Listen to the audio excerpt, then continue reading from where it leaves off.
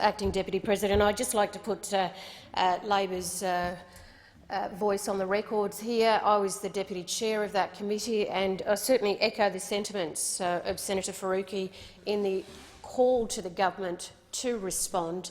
It is disgraceful that all those families in those communities that we had held this inquiry, from the people of Katherine to Oakey in Queensland, to the Newcastle region, and here again in Canberra, they deserve the respect from this parliament to have a response. And it is absolutely disgraceful that it is nearly 12 months since there has been a response from this government.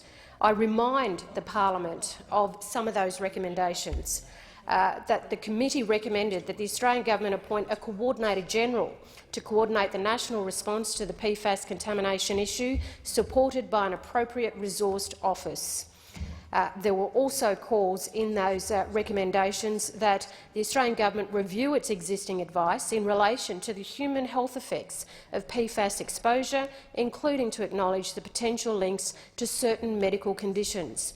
And also, a third area of the 9 recommendations, that the Australian government, as soon as possible, undertake measures to improve participation in the voluntary blood testing program for PFAS. And this should include measures to increase community awareness about the purpose and importance of the tests and the associated epidemiological study.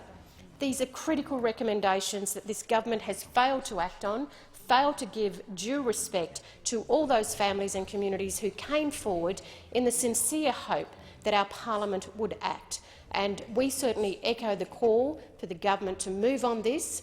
Certainly there is another PFAS subcommittee that will be looking into this going forward, but there will be no credibility if there hasn't been that response from the government.